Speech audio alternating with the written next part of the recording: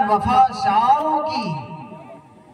کٹی ہے برسر میدان مگر جھکی تو نہیں۔ معزز دوستوں، ہر دل عزیز ساتھیوں، ہمارے بہت ہی مشفق اور کرم فرما ہر دل عزیز ساتھی حضرت حافظ اقبال احمد صاحب ثاقبی اور حضرت مولانا نفیس الحق صاحب الندوی دامت برکاتہم العالیہ، جن سے کل بہرائچ میں ہماری ملاقات ہوئی اور مسجد سوداگر میں حضرت کے حکم سے کچھ خطاب کا موقع بھی ملا۔ بعد میں کافی دن ہو گئے تھے حافظ اقبال صاحب سے ملاقات نہیں ہوئی تھی، تو ان کے گھر پہ جب ہم گئے ملاقات کی غرض سے تو اس پروگرام کا ذکر ہوا، انہوں نے تذکرہ کیا، تو ہم بہرحال ان حضرات کی محبت میں، اور حضرت مولانا فرقان صاحب ان سے ہماری پہلی ملاقات ہے، اور جب میں نے نام سنا نمونہ اسلاف حضرت مولانا سلیم احمد صاحب کا تو دل میں بڑا شوق پیدا ہوا کہ ایسی بزرگ ہستی کے چہرے کی زیارت کرنا باعث ثواب ہے۔ تو انہی سب اغراض اور مقاصد کے تحت میں آپ حضرات کے سامنے حاضر آیا۔ یہ آپ کی ذرا نوازی ہے کہ آپ نے اپنی اس نورانی و عرفانی محفل میں مجھ ناچیز کو بھی گفتگو کرنے کا شرف بخشا۔ دوران گفتگو اگر مجھ سے کوئی لغزش اور خطا ہو جائے تو آپ حضرات سے گزارش ہے کہ آپ حضرات تلافی فرمائیں۔ آئیے قرآن کریم کی آپ حضرات کے سامنے جس آیت کریمہ کی ابھی ابھی تلاوت کی، اہل بیت کے تعلق سے اللہ تعالیٰ نے قرآن کریم میں فرمایا، صحابہ کرام نے نبی اکرم حضرت محمد رسول اللہ صلی اللہ علیہ وسلم سے عرض کیا کہ اللہ کے رسول، آپ نے جو دین کی بے انتہا ہماری خدمت کی اور اسی طرح سے دین ہم تک پہنچایا جس طرح پہنچانے کا حق تھا، تو اگر آپ چاہیں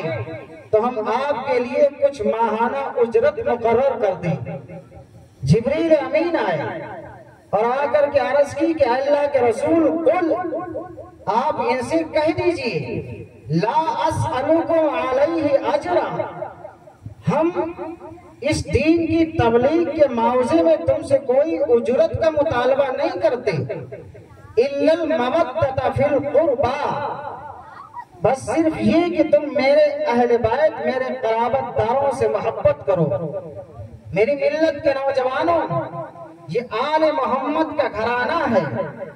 قرآن کریم میں خدا خود ان کا مدح سرا ہے،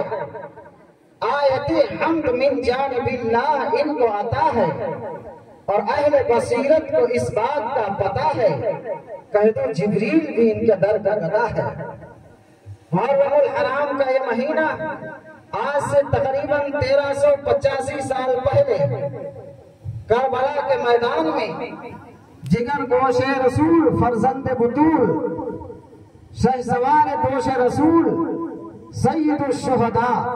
حضرت حسین رضی اللہ تعالیٰ عنہ کی سن 61 ہجری کربلا کے میدان میں 55 سال کی عمر میں شہادت ہوئی، اور جیسے ہی یہ مہینہ شروع ہوتا ہے لوگوں کے ذہن و قلب میں کربلا کے مناظر اور کربلا کے واقعات اور حضرت حسین رضی اللہ تعالیٰ عنہ کی شہادت لوگوں کے ذہن و قلب میں گونجنے لگتی ہے۔ شہادت کا موضوع بڑا طویل ہے،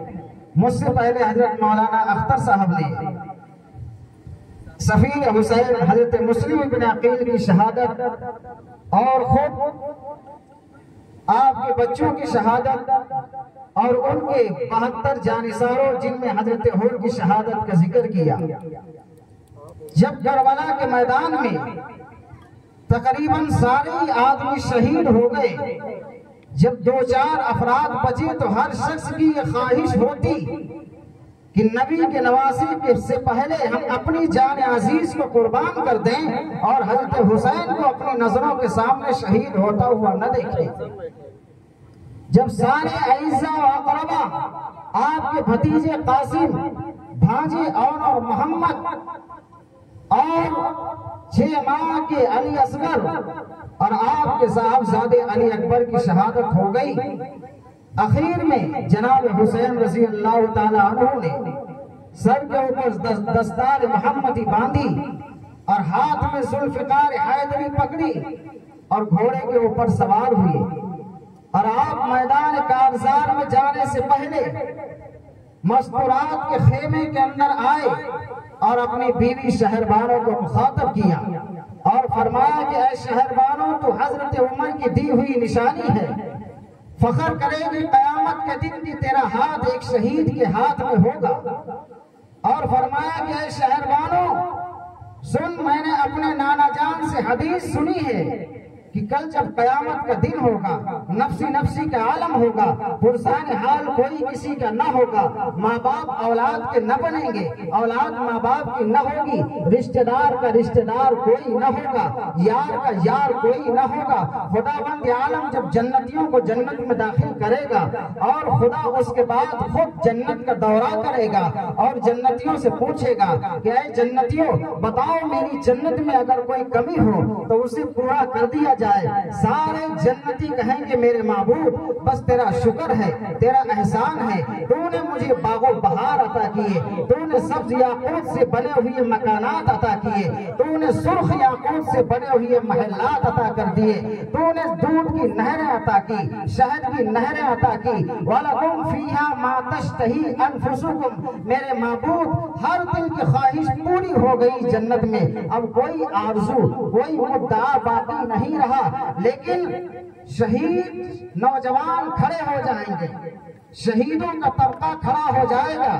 اور کہے گا میرے پروردگار تیری جنت میں وہ مزہ مجھے نہیں آ رہا جو مزہ مجھے میدان جہاد میں آتا تھا، مجھے تو وہی مزہ آئے گا، تو مجھ سے اپنی جنت واپس لے لے اور مجھے دنیا میں دوبارہ واپس لوٹا دے، مجھے تو وہیں پر مزہ آئے گا جہاں دشمنوں کے گھوڑے ہوں، فوج اشقیہ ہو، دشمنوں کے گھوڑے ہوں اور ہماری گردنیں ہوں، میدان کارزار ہو، دشمنوں کا وار ہو، سامنے تیرا دیدار ہو، تو پھر میرا بیڑا پار ہو۔ سبحان اللہ سبحان اللہ ماشاءاللہ۔ نبی اکرم صلی اللہ علیہ وسلم نے ارشاد فرمایا کہ شہید کو بوقت شہادت جو سرور اور کیفیت جو لذت حاصل ہوتی ہے وہ لذت جنت میں بھی نہیں آئے گی، اور کوئی جنتی جنت میں جانے کے بعد واپس آنے کی تمنا نہیں کرے گا بجز وہ نوجوان جس نے اللہ کی راہ میں اپنی جان عزیز کو قربان کیا ہوگا، وہ اس بات کی تمنا کرے گا کہ اے کاش مجھے بار بار دنیا میں دوبارہ لوٹا دیا جائے تاکہ میں بار بار اپنی گردن کو کٹاؤں اور مجھے وہی مزہ ملے جو مجھے اس وقت کیفیت اور لذت حاصل ہوتی تھی۔ تو جناب حسین نے اپنی بیوی شہربانوں سے فرمایا کہ اے شہربانوں سن، تو حضرت عمر کی دی ہوئی نشانی ہے، اور میرے جانے کے بعد ماتم نہ کرنا، حیبت نہ کرنا، سینہ نہیں پیٹنا، سر کے بال نوچنا نہیں، اللہ اور اس کے رسول کی لعنت ہو اس شخص کے اوپر جو مصیبت میں ہائے ہائے کرے اور سینہ پیٹے۔ پھر آپ اپنی بہن زینب کی طرف مخاطب ہوئے اور فرمایا کہ اے میری ہمشیرہ، اے میری بہن زینب، میرے جانے کے بعد ایسا صبر کیجیو کہ دنیا تجھے حسین کہے، اور فرمایا کہ اے میری بہن زینب، میرے جانے کے بعد آواز بلند نہ ہو رونے کی، کہیں ایسا نہ ہو کہ نامحرم تیری آواز کو سن لیں۔ جس طرح خاتون کے چہرے کا پردہ ہے، جسم کا پردہ ہے، اس کے سر کے بالوں کا پردہ ہے، اسی طرح خاتون کی آواز کا بھی پردہ ہے۔ حسین کی آخری وقت کی وصیت کو سنو۔ حسین نے فرمایا کہ اے میری بہن زینب، کہیں رونے کی آواز خیمے سے باہر نہ نکل جائے۔ اور آج عورتیں حسین کے ماتم کا نظارہ دیکھنے کے لیے کوٹھوں کے اوپر چڑھتی ہیں۔ 9 محرم الحرام کی رات، 10 محرم کی رات حضرت حسین رضی اللہ تعالی عنہ اور آپ کے تمام گھرانے کے افراد نماز، قرآن، ذکر و اذکار میں گزار رہے ہیں، اور ہم یہاں طرح طرح کے بکواسات میں گزار رہے ہیں۔ حسین نے آخری وقت میں فرمایا کہ اے میری بہن زینب، آواز بلند نہ ہو جائے، اور پھر آپ خیمے سے باہر تشریف لائے، ہاتھ میں ذوالفقار حیدری پکڑی اور سر کے اوپر دستار محمدی باندھی، گھوڑے کے اوپر سوار ہوئے۔ ابھی آپ نے پیروں کو رکاب میں رکھا ہی تھا کہ آپ کی معصوم بیٹی سکینہ رکاب کے اوپر یوں پیشانی سر رکھ کر کے پوچھتی ہے، ابا جان کہاں جا رہے ہیں اور واپسی کب ہوگی؟ آپ اندازہ تو لگائیے، ذرا ذہن میں رکھیے اس منظر کو، کیا گزر رہی ہوگی جناب حسین کے دل کے اوپر۔ آپ سفر کے اوپر روانہ ہو اور واپس آنا یقینی ہے، اور پھر بھی اگر آپ کی 4 سال کی 6 سال کی کوئی بچی یا بچہ مسکرا کر پوچھ لے کہ ابا جان کہاں جا رہے ہیں اور واپس کب ہوگے، تو اس وقت آپ کی دل کی کیفیت کیا ہوگی؟ جناب حسین سے پوچھتی ہے معصوم سکینہ کہ بابا جان کہاں جا رہے ہیں؟ فرمایا میری بیٹی اسلام کا گلشن خشک ہو گیا ہے، اپنے لہو سے تر و تازہ کرنے کے لیے جا رہا ہے۔ اور فرمایا ابا جان پھر واپسی کب ہوگی اور کہاں جا رہے ہو؟ جناب حسین نے اپنی بہن زینب کو آواز دی اور فرمایا کہ اے میری بہن زینب آ اور میری بچی سکینہ کو سنبھال۔ حسین ابن علی کربلا کے میدان میں خیمے کے اندر آئے اور اتمام حجت کے لیے آپ نے آواز دی۔ اب گھماسان جنگ شروع ہو گئی تھی، ظالموں نے ایک دم جب دھاوا بول دیا، حسین ابن علی کے جسم اطہر کے اوپر 31 زخم تلواروں کے، 32 زخم نیزوں کے آئے اور مزید تیر جناب حسین کی طرف نشانہ بنے ہوئے لوگ کھڑے ہوئے ہیں۔ حسین ابن علی نے جب دیکھا کہ 31 زخم تلواروں کے اور 32 زخم نیزوں کے لگ چکے ہیں، اس وقت زہرا کے لال نے اپنے گھوڑے کی لگام کو کھینچا اور رخ کو کعبے کی طرف کیا اور زبان مبارک سے فرمایا اللہ اکبر، نماز کی نیت باندھی۔ شاعر کہتا ہے کہ تیمم خاک سے ہوئے لہو سے غسل سید ہو، لبے دریا پیاسوں کی شہادت ہو تو ایسی ہو۔ سر نیزے پر رکھ کر حضرت نے تلاوت کی کلام اللہ، ملائک بھی ہوئے حیران، تلاوت ہو تو ایسی ہو۔ زبان مبارک سے حسین ابن علی نے فرمایا اللہ اکبر اور نماز کی نیت باندھی۔ جب گھوڑے پر تھے تو قیام تھا، اور جب گھوڑے سے نیچے اتر رہے تھے تو رکوع تھا، اور جیسے ہی زمین کے اوپر قدم رکھا تو فوراً پیشانی کو زمین کے اوپر رکھا، کیونکہ وہ سجدے کا مقام تھا۔ ظالم آگے بڑھے، حسین ابن علی کے لب حرکت کر رہے ہیں، زبان سے قرآن مجید کی تلاوت ہو رہی ہے۔ سنان آگے بڑھ کے کہتا ہے کہ اے حسین، تم ہماری جماعت پہ روب اور دھونس جمانے کے لیے قرآن کی تلاوت کرنے لگے۔ جو حسین ابن علی نے فرمایا کہ اے سنان، لگی ہوئی گردن سے قرآن کی تلاوت کرنا تو سب کا کام ہے، لیکن کٹی ہوئی گردن سے قرآن کی صدا بلند کرنا یہ حسین کا کام ہے، سجدے کا مقام ہے۔ شاعر کہتا ہے نہ مسجد میں نہ بیت اللہ کی دیواروں کے سائے میں، ارے نماز عشق ادا ہوتی ہے تلواروں کے سائے میں۔ حسین نے عشق کی نماز پڑھی اور ایسا سر جھکایا کہ قیامت آ جائے گی، مگر آج تک حسین نے اپنا سجدے سے سر نہیں اٹھایا، سجدے میں رکھ دیا کہ میرے مالک، میں تو تیرے دربار میں اپنا یہ سر نذرانہ کر کے اور پیش کر کے دنیا سے روانہ ہو رہا۔ سمر آگے بڑھا اور اس ظالم نے سر کو تن سے جدا کرنے کے لیے ایک وار کیا اور کہتا ہے کہ اے حسین، آدھی گردن کٹ چکی، آدھی باقی ہے، تم یزید کی بیعت کا اعلان کرو۔ فرمایا گردن ہماری کتنی کٹی ہے تجھے خبر ہے، اور ہمیں تو نہیں پتا کہ گردن ہماری کتنی کٹی۔ نبی اکرم حضرت محمد رسول اللہ صلی اللہ علیہ وسلم کی حدیث ہے، استاد محترم بحیثیت استاد محترم حضرت مولانا سلیم صاحب کی موجودگی میں نبی اکرم صلی اللہ علیہ وسلم نے فرمایا کہ شہید کو بوقت شہادت چیونٹی کے کاٹنے کے برابر بھی تکلیف نہیں ہوتی، تو حسین ابن علی نے فرمایا کہ اے سمر ذوالجوشن، گردن ہماری کتنی کٹی تجھے خبر ہے، ہمیں تو نہیں ہے خبر۔ اب تم سارے اعتراض کرو گے کہ حسین کی آدھی گردن کٹ گئی اور پتہ ہی نہ چلا۔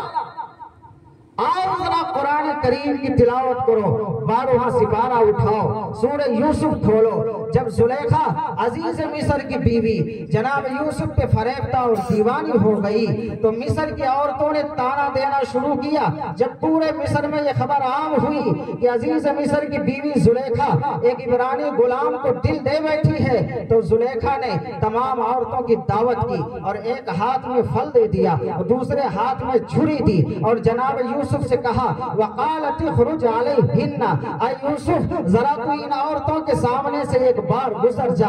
فقالت وقطعن ایدیہن وقلن حاش للہ ما ھذا بشرا۔ جیسے یوسف علیہ السلام کا گزر ہوا، ارے جمال یوسف کو جب مصر کی عورتوں نے دیکھا تو بجائے پھل کاٹنے کے اپنے ہاتھوں کو کاٹ ڈالا اور اس قدر حواس باختہ ہو گئی، حواس کھو بیٹھی کہ مصر کی عورتوں کو پتہ ہی نہ چلا کہ ہاتھ کٹ گیا ہے یا پھل کٹ گیا ہے۔ قرآن کہتا ہے کہ ان عورتوں کو کوئی درد نہ ہوا، کوئی تکلیف نہ ہوئی، وہ اس لیے کہ جمال یوسف میں اس قدر غرق تھی۔ اس لیے وہ کہتی ہے وَقُلْنَ حَاشَ لِلَّهِ مَا هَذَا بَشَرًا، خدا کی قسم یہ آدمی ہے ہی نہیں، یہ تو آسمان سے اللہ نے زمین پر فرشتہ اتار دیا ہے۔ وَقُلْنَ حَاشَ لِلَّهِ مَا هَذَا بَشَرًا، خدا کی قسم یہ انسان ہے ہی نہیں، یہ تو معصوم فرشتہ زمین پہ آ گیا۔ ان عورتوں کو کوئی درد نہ ہوا، کوئی تکلیف نہیں۔ تو جب جمال یوسف کو مصر کی عورتوں نے دیکھا اور بجائے پھل کاٹنے کے اپنے ہاتھ کاٹ دیے اور خبر نہ ہوئی، تو وہاں تو کربلا کے میدان میں جب رب کے بنانے والے یوسف کو مصر کی عورتوں نے دیکھا اور بجائے پھل کاٹنے کے ہاتھ کاٹ دیے، تو وہاں کربلا کے میدان میں حسین ابن علی رب کا دیدار کر رہا ہے، اسے گردن کٹنے کی خبر کہاں سے ہو؟ ارے سمر مست ہے خنجر کے وار میں، حسین غرق ہے دیدار یار میں۔ سمر کہتا ہے حسین آدھی گردن کٹ چکی، آدھی باقی ہے، بیعت کر لو یزید کی۔ فرمایا ارے ظالم یہ تو کیا کہہ رہا ہے، ہری ہے شاخ تمنا ابھی جلی تو نہیں، اور عشق کی آگ جگر میں لگی تو ہے لیکن بجھی تو نہیں۔ ارے جفاکاروں کی تیغ پہ گردن وفا شعاروں کی کٹی ہے برسر میدان مگر جھکی تو نہیں۔ یہ گردن کٹی تو ہے مگر جھکی تو نہیں۔ تو حسین ابن علی کربلا کے میدان میں جنگ کے ارادے سے نہیں آئے تھے، حسین ابن علی تو وہاں پر اس لیے آئے کہ ملوکیت کے تاج کو اپنے پیروں تلے رام کر کچل کے رکھ دیا جائے اور پوری دنیا میں یہ بات روز روشن کی طرح سے ثابت ہو جائے کہ اگر اس سرزمین پر کسی کا جھنڈا بلند ہوگا تو میرے نانا کی شریعت کا جھنڈا ہوگا۔ حسین ہمت کا دھنی ہے، حسین دل کا غنی ہے، حسین سے جو وابستہ ہو گیا بس اسی کی بات بنی ہے۔ حسین عظمت کا نشان ہے، حسین نظام مصطفیٰ کی اصلی جان ہے، حسین ادیب امامت ہے، حسین دلیل شرافت ہے، حسین وکیل طریقت ہیں، حسین مثال شجاعت ہیں، حسین کی رگوں میں زہرا کا دودھ ہے، حسین کی ہڈیوں میں علی کی طاقت ہے، حسین کی آنکھوں میں ختم نبوت کے جلوے ہیں، حسین کے چہرے پہ عبداللہ کا جلال ہے، حسین کی رگوں میں حیدر کا کمال ہے۔ تو حسین ابن علی کی آخری وصیتیں آپ یاد رکھیے، وقت کی قلت دامن گیر ہے، اس لیے میں نے صرف حضرت حسین کی شہادت کی ایک جھلک میں نے آپ حضرات کو سامنے دکھائی۔ میں بڑا طویل سفر اور راستہ تھوڑا سناٹے کا، اس لیے مجھے بڑا ڈر لگ رہا تھا اور میں یہ کہہ رہا تھا حافظ اقبال سے کہ میرا پہلے نمبر لگوا دیا جائے، 10-15 منٹ میں بول دوں، اس کے بعد چلا جاؤں۔ آپ کی محبت میں اللہ تعالیٰ نے قبول فرما لیا اور میں یہاں پر آ گیا، اتفاق ہو گیا۔ باقی آپ اگر کبھی یاد کریں گے تو انشاءاللہ بندہ ناچیز ضرور حاضر ہوگا۔ حسین نے آخری وقت میں جو پیغام دیا کہ کس قدر اہتمام ہے پردے کا، اور فرمایا کہ اے میری بہن زینب کہیں خاتون کی آواز باہر نہ نکل جائے، اور فرمایا کہ ہم اس فاطمہ الزہرا کی اولاد ہیں جنہوں نے آخری وقت میں ہمارے ابا علی کو بلایا اور فرمایا کہ اے علی اگر میرا دن میں انتقال ہو جائے تو جنازہ رات کو اٹھانا،